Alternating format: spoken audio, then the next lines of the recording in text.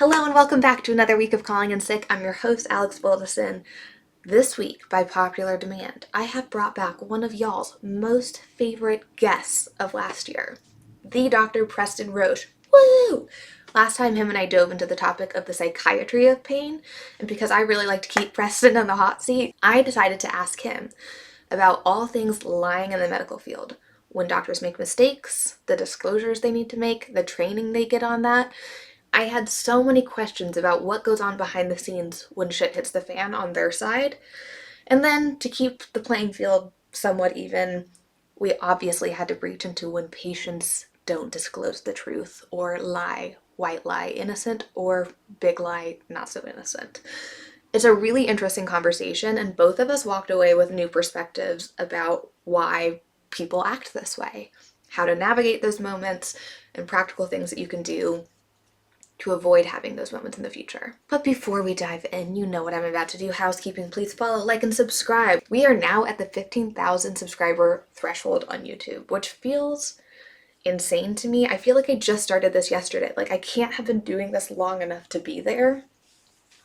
But what I will say is I still feel like it's the very beginning, that there is so many chapters ahead for all of us, and I'm so excited to see where it's going to go and where we are all going to be a year from today. So thank you from the bottom of my heart for helping grow this show, this community, and being a part of it. It really is helping. I get DMs all the time about how y'all as a community are connecting with one another, finding new best friends and groups to interact with, to feel supported. So thank you. That was my goal when I launched this podcast, was that other people could find their people through this platform. And to hear that that's what's going on and that's working is everything I could have wished for. To trade you for your support and sharing the show with your mom, your sister, your great aunt, your cousin, your friend that's in med school, and the whole laundry list of people you share the show with. I have two platforms I wanted to share with you guys this week. About a year ago, I made some social content about Amazon. I made this very blanket statement of I was not going to shop on Amazon anymore, which, it just did not turn out to be that feasible. But two things that I have tried to keep true: I am not buying anything on Amazon that goes in or on my body, for the most part. Asterisk, asterisk, asterisk. There's just some things I can't find elsewhere. Sometimes I'm in a rut, and I just need the easy way out, which is usually Amazon. However, I'm trying to replace that with other alternative platforms that still offer the convenience that Amazon does, but are better for the world, better for us. And these companies and platforms have responsible values that they actually uphold, doing good in the world. So the first one, Grove Co. I love Grove Co. I buy my supplements there. I buy cleaning products there. And if I want something that I know is going to be non-toxic, I don't have to do the research, that weight, that spoon count is not going to be spent, I look for it on Grove Co. first. Grove Co. is kind of like a clean version, a non-toxic version of Target, Walmart, Amazon, with the easy convenience of those products being delivered to your door. It's a really easy, they're constantly running sales. You can get subscription options on some of your favorite supplements to save some money. I could not scream their praise more. And I have a discount code for you guys. If you use code Alexandra, discount and link below, you will get a surprise discount at checkout. And I'm so excited for you guys to try out this new platform because I really do think it will change your shopping habits. My second pick is for our beauty and skincare and hair care products, and that, if you don't know already, is the Detox market. Think Ulta, Sephora, but everything that they sell on that platform, non-toxic, ethical, good for the planet. But they also offer products at various price points, so it's not like you're going to be stuck buying the most expensive products because those are the best for the world for your skin. They have products that still meet all those criteria but don't break the bank, and that's one of the many reasons why I love the Detox market. And you can use my code Alexandra15 to get 15% off at checkout there. So if this year your focus is on detoxing or non-toxifying your life and household, these will be your two hottest frequented websites or apps on your phone. Happy shopping. Without further ado, my interview with Dr. Preston Roche. Okay. As you guys know, I hate doing an intro, so I'm not going to. Do you want me to do the intro? Yes. Again? Okay. Welcome back to Calling in Sick podcast. I'm your guest today, Preston, and I am joined by Alex Wildeson, the former healthy, now sick host of Calling in Sick. And today we're going to be talking about doctor-patient stuff. And I'm so glad to have you here. So, I'm glad to have you here. Preston, as a patient, can you please dive into all of your diagnoses? Because I'm the doctor for this episode. I've been diagnosed with having that dog in me. It's called Caninus internus. I actually published a video on this earlier. Wait, what? Are you... So caninus is like from the Latin term for dog, and internus being inside of you. It's the dog that's in me. See, that's an intelligent joke, and you're forgetting you're with the dumb. Yeah. Yeah. I mean, it's funny. I saw this person, they made a TikTok that was like, why don't therapists just tell people to go beast mode? And I think about that sometimes. Maybe I should just tell my patients to go beast mode more often. Have you ever told a patient like what they should do, like that TV show, Shrinking? Oh, like have you considered locking in? Yeah. Something like that? Yeah. I want to, and I bite my tongue. And it's because you have to be the one that decides to change. If I tell you what to do, you're not responsible for it. And if you don't follow through with it, you can be like, it's my therapist's idea anyways.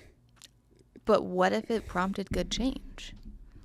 Then they'll try to give me credit for it. Like ultimately, I'd be okay with that. Yeah.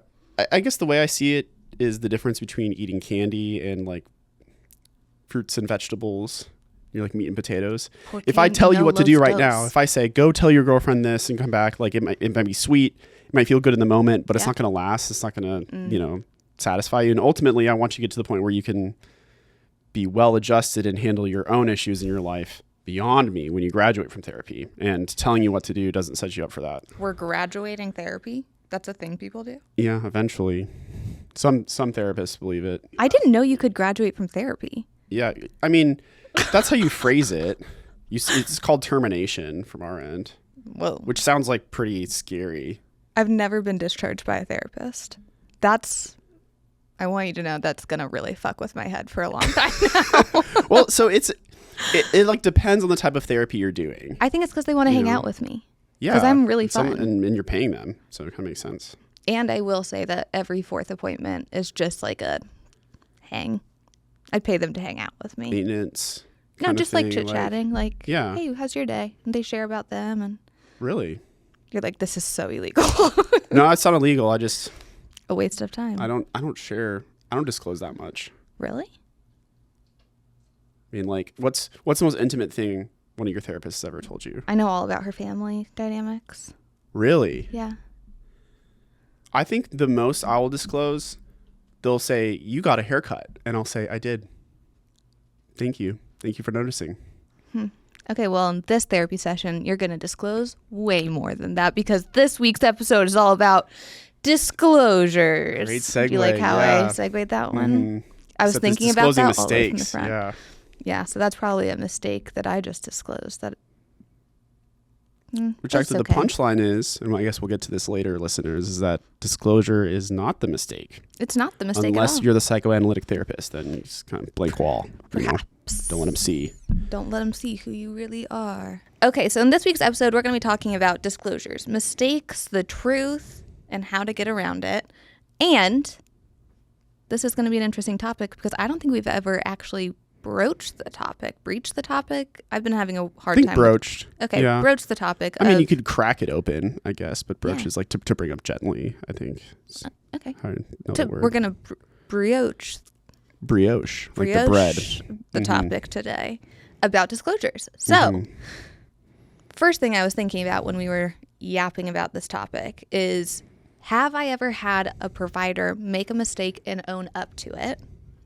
And I was really scratching my head because I struggled on finding any examples of that. And I don't think that should be the norm. Because they've definitely made mistakes. We're all human. So to you, it's the exception that one of them, a provider, has owned up to a mistake to you. Yeah. What would you say is the average experience you have when you suspect a mistake to have happened? That it is swept right underneath the rug. what does that sweeping look like to you? Not because imagine they're not literally sweeping it. They're they probably saying literally some pick up cagey the rug stuff in to the you. room. It's actually why they have the rug in patient Yes. rooms, to sweep stuff under it. And they walk in weird with their stethoscope and a little mop. Mm-hmm. That's not the right broom. The Littman broom. The Littman broom. Familiar. Exactly. But no, they never disclose if something's been awry or not, which I've always found to be interesting. Mm-hmm. I've only had one doctor tell me that they messed up. What was that? Well, I'm happy you asked that question. It was a provider who said, hey, I think you have this diagnosis, and that diagnosis turned out to be wrong. However, it was in the rheumatology field where labs aren't clear. Mm-hmm. Diagnoses do change over time, I think, because our presentation of a disease changes over time. And in my head, I was like, it's no big deal. That was a working diagnosis. And now we've just had more data points to get us to where we need to be. So you saw it as updating a theory, and they saw it as I mistakenly diagnosed you incorrectly. Yes. Okay. And also, I think in the rheumatology space, it's a safer place to do that probably because so many diseases, exact same protocol for medications. Steroids, some kind of other immunosuppressant. Mm-hmm. You're like, I could fuck around with the diagnosis name, but you can't really fuck up that hard on the med side. Yeah, that's fair. What about in your experience? So I'll do first time as a patient, actually. Oh. Believe it or not, I go to the doctor. That's actually rare. Yeah. Most doctors I know don't go to the doctor. This is when I was in college, though. So I was diagnosed with asthma when I was in college. And at first, everyone has been saying, oh, it's just bronchospasm. It might be atypical pneumonia. It's probably allergies. And the reason was I was a cadet at the Air Force Academy. And if you're diagnosed with asthma, which is technically a disqualifying condition, you don't meet what are known as the ascension standards. So you have to have like sight, sound, smell, taste, touch, feeling like a five senses kind of thing. Yeah, right? Yeah, you have to have all of those. A+ on all of them. And you can't sleepwalk. That's also really absolutely not in the military. Yeah, that's like a do not pass go kind of like barring thing. What if somebody doesn't know that they have that? Well, then they find out and they get kicked out. So we've had stories of people like during basic training that the roommate goes, yeah, it was really weird. Like, you know, Caroline was sleepwalking last night. And then like some brass overhear that and they're like, yo, that's like not chill at all. And like, we need to like figure that out. And then they go get some like testing if they have like narcolepsy or sleepwalking. Then like they get medically like discharged. And like there's nothing held against them. Yeah, exactly. They may get, you know, some sort of like separation or disability from it if it's determined how they acquired it. What if they lied and like they knew they had that and just didn't disclose it? I don't know. They could probably get in trouble, but it's hard to prove that they knew that they had it. Oh, because you have to like submit your medical records. Yeah, exactly. And they have to like find the exact doctor that diagnosed them, that they, you know, maybe they fought the diagnosis or something. Okay, not to call you out hard and like maybe ruin your military career, but you have glasses. Yeah. You don't have perfect vision. Correct. How are you allowed to be? So it's all within a parameter. Like my lens correction is like negative 0.75. It's not that bad. Oh. So it's mostly aesthetics. Oh, yeah. Okay. Yeah, exactly. And these are Fake. color changing lenses. Like they turn dark outside. So it's kind of like they're sunglasses. Oh, I had those in second grade, but the transition wasn't fast or smooth. It was like sunglasses for a long time inside. It's kind of like that for me. I got bullied a little bit in second grade about it. Anyways, the Air Force tolerates my vision. They tolerate my asthma because I told them I was going to med school and they gave me a waiver for it. Oh. But originally, it was supposed to be the kiss of death for my career. Because in the military, there's like retention standards and ascension standards. Okay. So retention standards are a lot more chill. Like you could be a colonel and be diagnosed with, I don't know, like pretty severe depression or PTSD. Some people even like bipolar 1. And they will be retained just almost as an exception. They're like, okay, your job is so important. We've invested so much money in you. We'll get you on a mood stabilizer. And then like... But you have to like pass certain things, I would assume, exactly. And, like checkpoints. Yeah. Okay. I mean, there's some that like no matter who you are, if you get diagnosed with it, you're out, like schizophrenia. Like there's just like kind of no reality where people can have schizophrenia and safely operate in the military. That makes sense. Anyways, Ascension standard is a lot more stringent because they don't want to bring people who have disabilities into the military. Asthma's does not like fly there. So I'm a cadet. I have to meet Ascension standards to graduate and commission. Okay. And my doctors are going, oh, like every time you go to practice, you're wheezing like crazy and you're like passing out. And we told you it was like maybe it was bronchitis, so we gave you just albuterol. But then I was only taking albuterol, which it's symptomatic. It's just, it's a beta agonist. So it helps like downregulate the autonomic effects. It dilates your bronchioles, but it doesn't deal with the inflammation associated with asthma. So fascinating. So think about it like taking Tylenol for a headache. While you have a mass, and the mass is growing, and every time I get a headache, I'm just taking more Tylenol. That's what I was doing for my asthma. Covering it. Okay, got you. And then it got really bad after about 6 months. I like essentially almost passed out of practice. Had a really bad asthma attack that was no longer responding to inhaler. And then I went home early. Then that night, I like couldn't breathe, and I was like feeling awful. I had to have my roommate take me to the emergency department, and they like put me on nebulizers and loaded me up with steroids. That is a hell of a feeling. Yeah. I was such a terrible patient too. I bet you were. Tell me. Because I was on Accutane and the ER doc goes, oh, like, so we're just going to give you like a dose of prednisone for this asthma attack. And I was like, that's going to make my acne worse. Get away Fuck from you. me. Yeah. I'm like, there's got to be something else you can give for asthma besides steroids. Nope. Yeah, I went to all of med school, and like every time I was studying for the board exams, I was like, "There's got to have been something else." There wasn't. No. So it's just me being a douche. Arguing with steroids this ER can doc. make your skin better. Yeah, and also like a 3-day burst of prednisone isn't going to make my acne worse. I was just being a little twerp. You were, and you didn't even disclose it to that fucking doctor. How rude of you. And then I went back.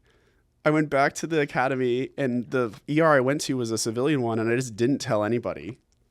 Like I didn't disclose it to my chain of command. Is this you now disclosing it to them? No, they found out about it eventually because my roommate Preston, was this is way too much pressure to put on me. They were like, yeah, he was a hockey player. It was funny. He was just like, yeah, freaking Preston. I had to take him to the ER last night, and my commander was like, you did what?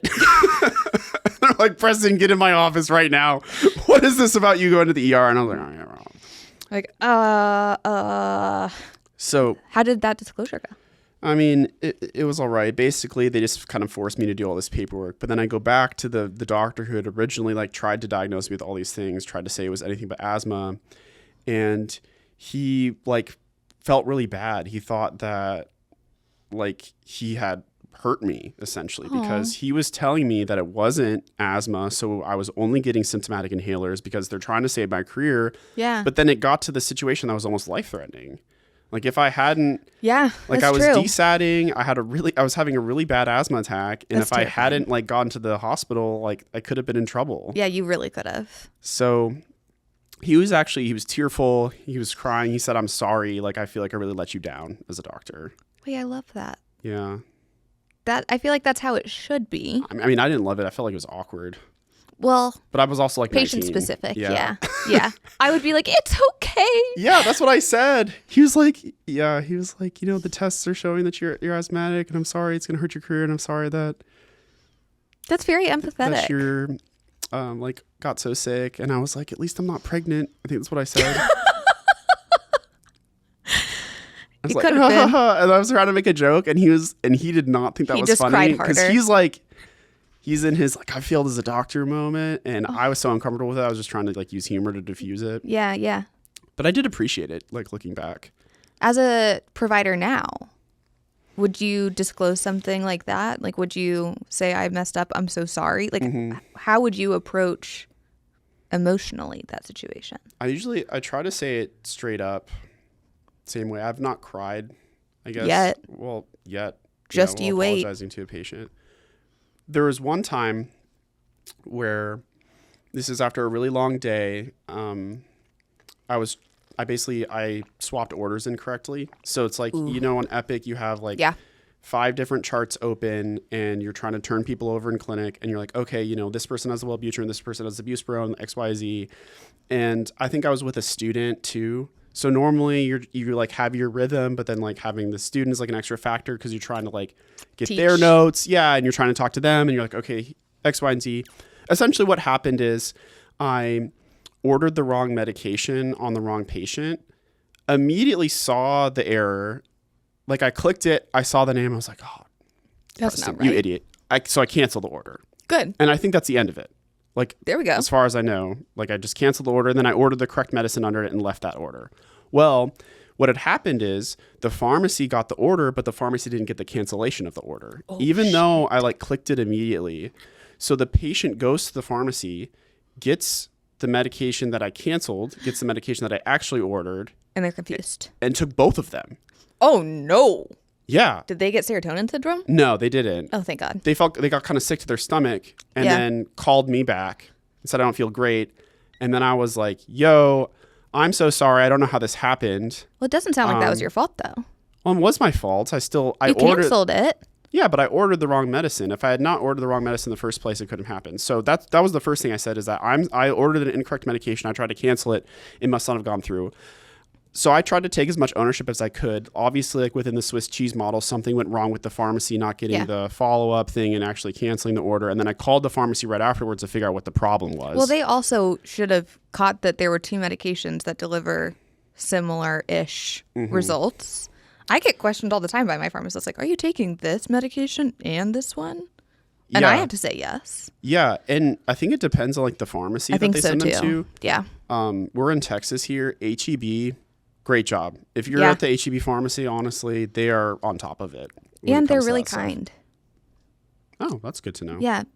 The CVSs are very hit or miss. You'll either get someone that's like, I got you, we're going to fill this right now. Or you have someone that's like, I just don't really agree with what your doctor did, so I'm not going to fill that. And you go, that's interesting. I didn't know that you had gone to med school and studied my disease before or looked at my history. Yeah, you're like, just put the pills in the bag, bro. Put the pills in the bag and give it to me, and I'll slide you a 20. We're just kidding. We really respect what you do in pharmacy. Except for Nancy this is a joke. at the CVS at the Fifth. one that Alex has beef with. Outside of that, all pharmacy I don't know what is her name is. It's a challenging field. It is. It's actually a really hard field. And I think when it's done right, like that, people catch that. Because that's their end job is not just making medications and compounding things. It's making sure the patient is getting the right meds, knows how to take them, X, Y, Z down the road. But I think that's a good point about disclosure, though, is that Swiss cheese model allows people to diffuse blame. That's true. For example, let's say you get the wrong medicine in the hospital. Which has happened before. The doctor has to order the wrong medication. Yep. The pharmacist has to approve the incorrect medication. Yep. The nurse has to fail to identify that it's the wrong medication and then scan it. Yeah. And then even like not to even put it on the patient, that's their responsibility, but the patient has to see the medication and not acknowledge that it's like not the one that they should be taking. Yeah, that happens. And in our models, we don't even include like the patient is not a part of this to clarify. Which is probably good. But if that mistake happens and you go about disclosing it to the patient, it's really easy to say, oh, the system messed up, even though like each person has their own part of the Swiss cheese model. And for those of you who aren't familiar, the Swiss cheese model is essentially the way we conceptualize mistakes in medicine, where you have a bunch of different grates that are supposed to catch errors. So you have like one grate that's like this, one grate that's like that, and each one has their own holes. And when a mistake happens, it happens to line up with all the holes perfectly and get through all of our layers of defense. I love that example. That's a great analogy. That's how it could happen with, the wrong medicine being ordered and going all the way down the line. I know I said earlier that I couldn't think of any examples of a doctor disclosing something to me. I thought of one, and it happened very recently. Last hospitalization, end of January, I went in to get IVIG because my insurance company decided to deny it outpatient. And I was like, joke's on you. I'm going to send you a mega fucking bill from the hospital. The resident put in the order. The pharmacy read the order wrong. Apparently. Could have been other things going on. Unsure. But they gave me my medication it was supposed to be 105 grams of IVIG across 2 days. And they brought it to me as 105 grams every day, which would have been a toxic dose of IVIG. Yeah, that's a lot of protein. That's a lot of protein. I just found out that IVIG has protein in it, and I was like, no wonder I'm so strong. Yeah. Those noodle arms, who? And I caught it, but it wasn't until the next day when the attending came around, and he was like, thank God you were somewhat aware, even though you were given 100 milligrams of IV Benadryl, still aware enough to be like, I think this is too much of my medication. And then I had them stop it in the morning. And then the attending was like, that was too much of your medication. We're going to keep you here. We're going to finish it later, but we're going to watch you for a while. That's great. I So still got you were the last line of defense. I was, and I for still your got care. aseptic meningitis, and it sucked ass. Yeah. Wow. But they owned up to it, which I really appreciated, because I think if they hadn't, I would have walked away from that hospitalization experience and been like, yet again, another shitty experience in the hospital. Why does no one take accountability for what they're doing? And when that doctor took blame, did you feel like they were owning up to their mistake, or just saying we as the hospital have failed? I think that they were talking about their team specifically, which I appreciate that. Like when they are talking of the hospital as a whole, I'm like, yeah, but I'm interacting with you. And so he was and I also really appreciate when an attending protects their youngers that they're training, and they're like, the buck stops with me. Yeah. Like, I'm the last one here to be checking all of these things, and I should have caught that. And that went a really long way for me. Yeah. And I get that. That's powerful. Yeah. And I grew up in a family with doctors, and I know that shit like, we all make mistakes. Medicine, just like the mistakes are usually more serious because it's on a person. It's a higher stakes job. Yeah. So that made me start thinking, though, how are providers taught to talk about making mistakes? So I can't speak for everyone before me, but in med school, we were taught just from the start that telling the patient that a mistake happened as soon and as honestly as possible is the best policy. Yeah. So it even shows up on like our STEP exams. So step 2, which is the United States medical licensing exam, like the level 2 of it, has about 15% of the questions are ethics related or epidemiologies, like patient interactions. Like they'll be as unique as, you're of a certain race and the patient says some sort of like racial epithet to you. How do you respond? And you like go down. Oh, that's interesting. On the multiple choice. Yeah, exactly. It's like interpersonal skill testing. Exactly. Cool. And they've been emphasizing a lot more recently. But some of the questions will be, you're on a surgical team. This mistake happens. What's the next best step with the patient? Yeah. And the right answer will be, go disclose to the patient and apologize. Yeah. Stop what you're doing. And like the distractors on those questions will be, don't talk to the patient again, immediately contact your lawyer, only speak to the patient through the legal team from now on. The next is, don't tell the patient and maybe they'll never find out. They'll be none the wiser. Yeah, exactly. And so they've done a good job recently of hammering home that there is evidence to support that disclosing to patients is helpful. Yeah. In preparation for this podcast, I was reading about it a little bit, and evidence shows, and this is, I think, a recent JAMA study. I'll try to send you this so that if you're watching, you have access to these articles. But disclosing mistakes to patients openly and honestly does not increase the likelihood of a lawsuit. I completely agree with that study from lived experience. So if you're a doctor and you've been trying to do the cover your ass or CYA type medicine, right, the best way forward is honesty. And conversely, when medical errors are not disclosed to patients, that does increase the likelihood of litigation on the patient side. Yeah, because the patient grows angrier because they know something happened that was not supposed to happen. And when no one's taking blame or accountability, it's like, do you even care about me as a human being? Yeah. And the recent study I looked up showed that somewhere between 30 to 50% of medical errors end up being disclosed to patients. So, well, that's not very much. Yeah, majority of them are not disclosed. And granted, not all errors are the same. That is true. What errors don't need to be disclosed, in your opinion? Or like, are there any errors that you're like, that's probably too in the minutia and also has zero impact to the patient's life? Yeah. So there are things like communication errors. There are like personnel errors, like pharmacy errors. Then they can be classified as like, if the error happens, it can be something like a near miss, which is kind of like a no harm, no foul situation, but it's still really scary and prompts investigation. So a near miss might be, you get on the table, they're about to remove your leg, and they say, wait, That's the wrong Is it leg. their right leg or the left leg? And they wake the patient up and go, oh, it was the left leg. We were about to cut off the right leg. That would be a near miss. No one's harmed. They go forward with the surgery. Everything's fine. But you open up a whole investigation to say, how do we even get that close to the mistake? I like that there's an investigation that's opened about that because it should be nowhere near that close. And that's something that's called a sentinel event. So the sentinel being like a watcher or something. Oh, got so you. Okay. There's other things that can be sentinel events, but it's like that's what opens up the investigation. Like, we should go check this out. What is the investigation process like for mistakes? It's actually a root cause analysis. So it's a whole meeting. It's like an investigation team gets together. They look at every single thing that happened and they try to find what was the most root cause of the, I'm like defining root cause analysis by saying root cause, which is unhelpful. But they're really trying to find the linchpin of the situation. Got you. And they're looking at everything down to the machine having an issues, which is often easy to blame. And I bet over a lot of root causes analysis have determined that if the nurse had some sort of alarm, then maybe they wouldn't have done this. And then we just add a bunch of alarms. Or maybe if there's another lock on the door, maybe if there's an extra step, another two-factor authentication. Sure.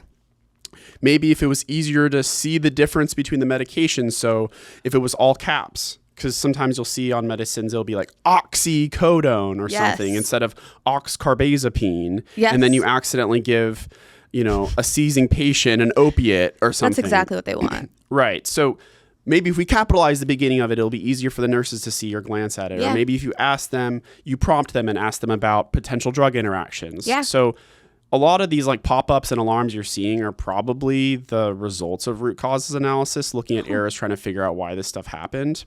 Do you think that those become redundant at some point? They do. And it's ultimately just a bunch of people trying to figure out what could prevent this from happening in the future. What's the best? And we actually have to participate in root cause analysis meetings as a part of residency. Oh, that's interesting. So I'll get emails that are like, this event happened. There's a root cause analysis coming up. Would you like to join? And like figure it out and see what you can contribute to. So are those teams that investigate potential like med mal things in hospital all doctors, or is it operations? It's interdisciplinary. Interesting. So it'll be like physicians, admin, nurses, like PAs, like anyone who's like a part of the care team can participate in the root cause analysis. Do you get selected for those kind of jobs, or is it all volunteer? Oh, like jury duty? Yeah. No. But I do need to participate in one this year. Like there's one coming up, I think in April, that I'll probably try to join so I can get the like graduation requirement taken off. I was about to ask, is it a grad requirement or is it I want to serve because you do serve the country, so maybe you have a more honorable. That is true. I think I should just reframe it. Yeah. Honestly, I get to do a root cause analysis. Changes so much when you frame it like that. Fascinating. Okay, have you ever disclosed something to a patient and they said, I don't need to know about that?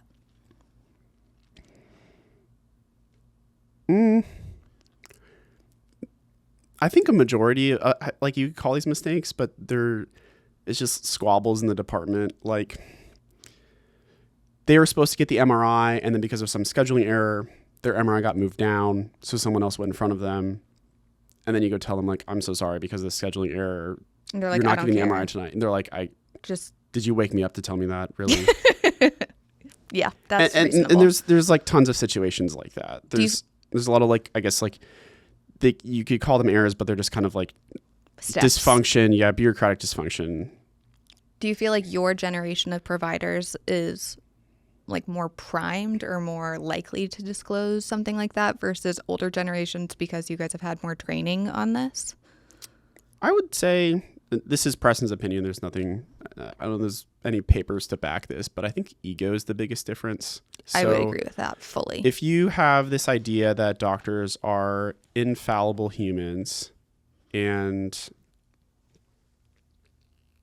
are perfect caretakers that don't have problems and they're going to save you, then an admission of a mistake breaks that image of the doctor. Yeah. But if you already go into medicine with your ego in check, knowing that you're a human, that you see medicine as collaborative, less paternalistic, then admitting a mistake to the patient doesn't change their image of you. It doesn't change your dynamic at all. It's not this big shattering of the perfect physician. It's just, hey, this is like a part of life and it's messy and we're working together. And I think younger doctors, the new generation, go into medicine more with that mindset. I think so and too. that takes away some of the barriers to admitting mistakes. I totally agree. And I also think, and this is very generalized and not true for every dynamic, but I do think that I seem to connect with younger residents or residents of like our generation or fellows or full practicing attendings, whatever, because of that teamwork perspective versus that old patriarchy kind of perspective or presence. Yeah, you respond worse to the doctors that just want to tell you how it is and what to do and when to come back.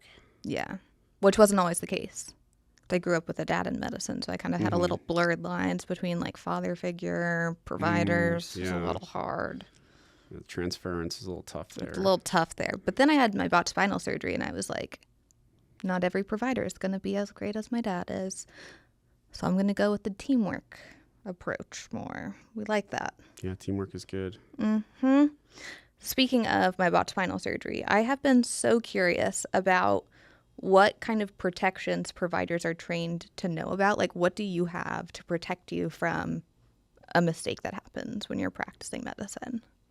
There's obviously like medical insurance from the provider perspective, but like, how do you learn if you need to use that or not, I guess?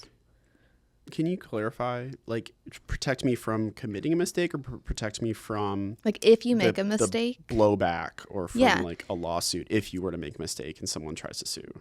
I guess if you make a mistake as a provider, what are you trained to do for like not just talking to the patient, but behind the scenes? Like, do you have to go to a review board? Does the hospital handle the med mal case? Are you really involved in that? What does that look like from the provider standpoint? I'm laughing not because it's funny, but I'm thinking about what my orientation looked like during residency. And we had this lawyer. Med mal lawyers are intense. Dude, he goes in front of the crowd and he's like, do not discuss patient information in the elevator. Do not admit guilt in the cafeteria because you never know who is listening. He's like, one time we had a resident do, it was hard to fight that case. Same situation, resident didn't talk in the elevator, we fought that case. You're like, We're wow. like, good.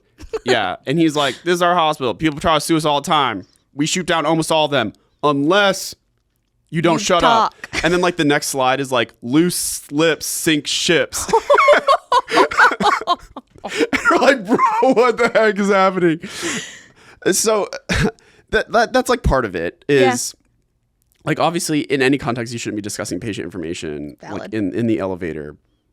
Ultimately, the stuff that we're given about how to work with med mal situations is to cover yourself legally and show that you are not being negligent. So there are, oh God, I'm going to forget about this off the top of my head, but to like actually be vulnerable to a medical malpractice case, you have to show that you did harm to the patient. Mm-hmm.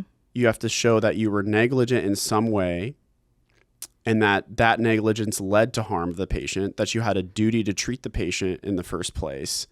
And I think there's like a fourth one somewhere. Those are all the things that have to be established at one point. So like really classic scenario, let's say for your spinal surgery, the surgeon had a duty to treat you because they're your patient, right? Yep. They had to be negligent in some way. That's where things can get kind of wiry, right? Yep. Were they doing their best trying to treat you? Because you can't sue someone for being a bad doctor and doing their best. You sue someone for being negligent ultimately. Like maybe doing something that they weren't supposed to do. Yeah, like there was that famous case in Florida, you know, those like, what do they call, like infinite scooter things? Yeah. Like I don't know what they're called, the magic boards? Yeah. Yeah, there's like a dentist pulling wisdom teeth on one of those. What? Yeah, there's like a video of him as like a stunt. He like comes in on like the magic board with the wheels and everything, and he's like rolling back and forth and like pull out their wisdom teeth, and he's like, woohoo, and then drives off. Or there's that plastic surgeon who did liposuction on TikTok Live, and then she had a complication. What? That's like that's malpractice because you're absolutely being negligent if you're doing a TikTok live during surgery, Yeah, and I would say so. and then if the complication is established to be directly from that surgery, it's like, okay, duty to treat, negligence led to harm. Yep. And then I don't even. There's I'm no saying all category- three of the things, but Yeah, but and there's essentially no you captured category it. for owning up to it, which I've always found to be really interesting. Oh yeah, yeah. Like, I guess that is true. It didn't matter if my provider said like, "Hey, I made a mistake. You're paralyzed from the waist down all of a sudden." Mm-hmm. That has zero impact to anything. Mm-hmm. So it almost like doesn't encourage honesty at that point if you fucked up so bad. Yeah. There's no legal protection. There's only moral protection, I guess, Yeah. for being honest. Yeah. And for anybody that is going to have procedures done, the state of Texas doesn't have great med mal for the patients. So don't do it here. Speaking of patients, do you think patients are always honest to their providers? That was a hard pivot. Yeah, that is. Well, it doesn't matter what I think, actually. Whether or not I assume a patient to be lying.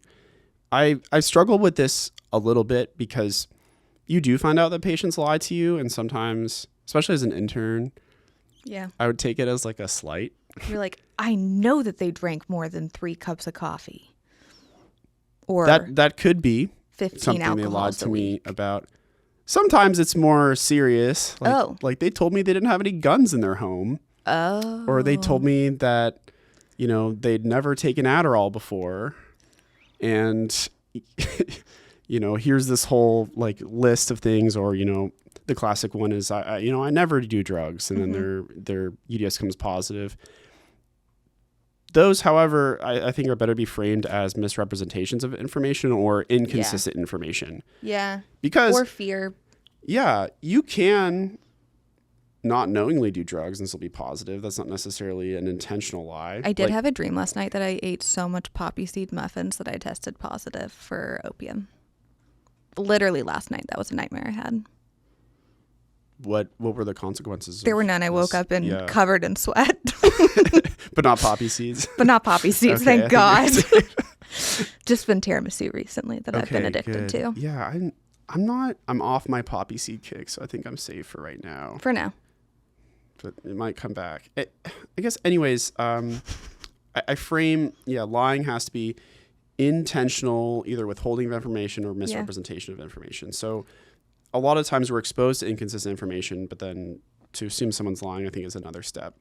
However, even when you survey patients, so another one will include this is JAMA survey that asks patients if they've purposely withheld information or given incorrect information to their doctor. And it's somewhere around 60 to 80% of patients have lied to their doctor at some point. I'm sure I have at some point, intentionally or not. Yeah. I think everybody has. And it's especially around like misrepresenting like their behaviors. Yeah. So either unhealthy or healthy behaviors. In college, I definitely undersold how many drinks I was having. Yeah. And like, who doesn't? People are trying to frame themselves in a certain way. Yeah, I wanted them to love me. We've talked about this before. I have a Yeah, deep desire to yeah. be loved by my providers. It's fucked.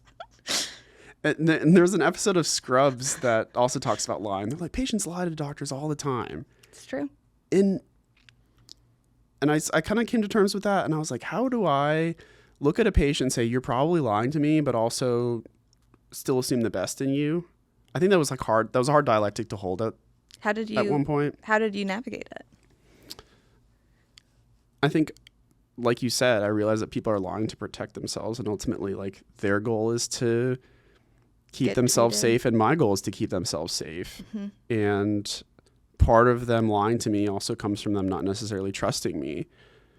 Yeah, I think that that's very true. When I think about that from like a chronic illness perspective, there's ongoing discourse all the time online about how we show up for appointments, like how we physically look. Because with chronic illness or invisible illnesses, so many people are young women in their 20s and 30s that look healthy. So I've made content about like, this is how I dress down for a new provider appointment. Here's how I look more sick. This is how I make myself look more sick so that they believe me. Because I go into the appointment automatically thinking they are going to think you're young, you're cute, you're seemingly upbeat and positive. There's no way that you're in that much pain. There's no way you're that sick. So you're already afraid that if you go to the appointment looking As a certain is. way, you'll be invalidated in a way that they'll say like, oh, your somatic experience must not be necessarily true, and therefore I will reduce your treatment. 100%. Or not treat you at all and say, it's just anxiety, I think. Like, maybe you should up that med. Yeah. And I'm like, I'm already at the max dose, bitch. I can't. And I see it too, even like the objective data we get. So patients will come in, their PHQ-9, which is the depression screener, it'll be through the roof. And I'm like, oh, man. You know, they've relapsed on their depression. Like, are we going to have to talk about like a suicidal safety plan? Yeah. They need to go to the hospital. Like, it's just be terrible. And then they come in, they're like, that Prozac was awesome. I feel so much better in every way. I'm doing my hobbies again. I'm exercising. And I'm kind of like, these two don't match. yeah, like what's going on here? And then I asked them about it and they're like, oh, I was worried if I wrote low on the PHQ-9, you'd take away the Prozac. And I wouldn't because you'd say, I'm not depressed anymore. And you take away the medicine. I kind of like, totally can understand that. No, I get it. Yeah. You know, they're so happy with how the medicine's doing. They don't want me to do Any it. changes. Yeah. And they want to be able to like market. So how do you then educate or help the patient kind of be more honest on that kind of paperwork? Or do you let it fly and then you just have verbal communications about it? So I tell them, first of all, that the paper doesn't dictate their care. I do. I think that's an important thing to qualify. And then I say, you're not going off this medicine unless it's a shared decision between you and I. So there's no need to worry about that. I was like, you could come back and put zeros on everything, and I could still keep you on it if you think it's the best thing. And honestly, and like for that specific scenario, data shows that staying on an SSRI, even after you've achieved remission, decreases the likelihood of relapse. Totally. So outside of all that, I have no interest in taking them off this medication if they want to stay on it. And I just tell them that.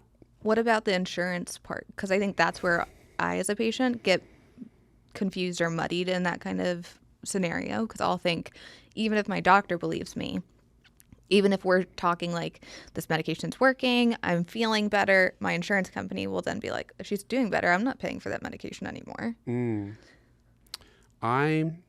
So maybe because I'm not in rheumatology, dealing with all these like fancy biologics, I don't run into that outpatient, but inpatient I do actually. So if you have a suicide attempt or a psychotic break or manic episode and you go to the hospital, insurance only wants to cover you for 3 days. What? Period. Yes. Because that's how long they always list, obviously. Yeah. So especially if someone's suicidal. So you can get fixed in 3 days. If it's been more than 3 days and they see you write in the mental status exam that the patient's not suicidal anymore because the patient isn't suicidal, insurance will pull funding for that patient and try to kick them out. So what will happen is actually like we'll get pulled aside by case managers and social workers when we're operating like inpatient on the unit and saying, hey, you need to spruce up this mental status exam to emphasize how high risk the patient is, to like lean more into like how suicidal they've been acting, even if they're like denying it. So rather than framing like the patient is no longer at suicidal risk, it's that they're denying it this morning, but they may appear suspicious. They're maybe showing some signs of suicidal behavior, X, Y, and Z. So I guess to your point, you have to like, you may feel the need to try to like fib for insurance too, but we also have to deal with the kind of I had never thought dressing of it. stuff up for insurance so that you don't leave the hospital with a several tens of $1,000s bill. Yeah. Just because your insurance company decided that you were not suicidal, but the patient psychiatrist agreed that they should stay for a few more days. Yeah. It's crazy to me how much like acting patients and providers have to do then just to work with insurance companies. Or with each other. Yeah, that's also true. I mean, it's all an act. And I think the sooner true. you like realize that, the better you can engage with the dynamic. In a little bit of a way, it's like theater. It is like theater until I think you get comfy with your provider. And then it's like, I don't know if that's a good thing, but my guard goes down when I finally I'm at that point of trust with the provider. Even if your guard goes down, you're just playing a different character. I mean, that's true. That's true. The cutest character ever. Yeah. So yeah, I guess, and like if you're listening to this and you're like, okay, well, yeah, like life is theater, Preston. Like, what's the point of even sharing that? It's that if you take your kind of personal investment out of it a second and say like, okay, this is really like a summation of my actions, the affect that I show with my word choice, then you can better manipulate it to ultimately serve your goals and the goals of the patient. Damn. I almost forgot to ask you. What's your one brain cell show? I'm watching, I don't know if it's a one brain cell show, but I'm watching A Night of Seven Kingdoms. I have no idea what that is. What is it? It's the new Game of Thrones show. It's based on like a novella about. There's a new one? Yeah. Whatever happened to the Dragon prequel? In my opinion. They stopped making it? No, they're still doing it, but I just don't think no it's new like seasons that come out in like good. 3 years. But a Night of Seven Kingdoms, the writing I think is much better. Okay. I'll give it a try. I loved. And the new episode comes out this Sunday.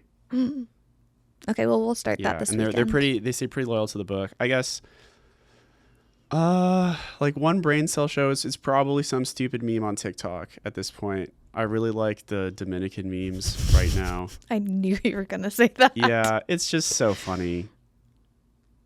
The guy that goes like, how do you know I'm Dominican? Kiki. And then they play that. Are you going to do it? I can't play the music because you can't. Yeah, but I just need to. I don't have enough money to pay for that copyright. Yeah. Yet. That's my new favorite catchphrase, in case you couldn't tell. Yet. Allegedly. Allegedly, yet. What's your one brain cell show? My one brain cell show right now is Solar Opposites. It's on Netflix. Sounds astrology-y. Not really. Did you ever watch Rick and Morty? Mm-hmm. It's like that. I'm pretty sure it's actually a complete ripoff of Rick and Morty. It's a cartoon with like a older scientist and a younger boy. Family, yes. I really like adult cartoons. It allows me to dissociate from the chaos that is real life. You like BoJack? I do like BoJack. Name an adult cartoon and I bet I have seen it. Okay, it's like is it The Ordinary Show? Fuck. I have seen that one. You have seen that one? No. Oh. I don't know if it's an adult cartoon though. It might be like adolescent or child related, so. It all started because I was a big Nickelodeon fan. Yeah. And Cartoon Network, obviously. Scooby-Doo was my jam. And Bugs Life, but I was terrified I had a phobia of all bugs growing up, including butterflies. I loved Bugs Life. Loved it, but it gave me terrible nightmares. But I would want to watch it on repeat. And then my mom tried to do exposure therapy and got me a butterfly garden in my bedroom. And the little caterpillar cocoons fell off the mesh. So I glued them onto the mesh again. And they all died. And I had a burial for them. I had named them Lucky. Remember in Bugs Life when the caterpillar has like the little tiny wings? It's so cute. Yeah. That was basically what I was growing. He's like, oh, I'm going to fly now. You're going to have Pixar fucking sue me, Preston. Somebody get this guy cut off. the ladybug is like, who you calling a lady? Oh my God. That's my spirit animal. I'm riffing at this point, so I. And on this point. And at this point, guys, your one brain cell pick from us is Bugs Life. And on that note, I hope you have a wonderful life. I hope you have a great rest of your Saturday. Thank you. But not a wonderful life. Oh, a good life too. Thank you. Wonderful. Amazing. Wonderful. Beautiful. Pick a synonym. Thanks, guys. Okay. Welcome to Calling in Sick. Goodbye. Goodbye from Calling in Sick. Calling out sick. And now that is the end. And that's a wrap. Thank you so much for joining me for another week of Calling in Sick. As a reminder, I would love for y'all to like, follow, subscribe, save, share with your friend, do all of the things. It truly helps grow this community, and it helps these episodes reach the people that need them the most, whether that's for an educational piece, to have a little laugh, or to not feel so alone. As a reminder, Calling in Sick sits on YouTube, Apple, and Spotify, and anywhere else where you can find your listens. From the bottom of my heart, I absolutely love you guys. Thank you so much for calling in sick with me every Monday. It's been an honor and a pleasure so far, and I can't wait to continue building this community with y'all. Love you.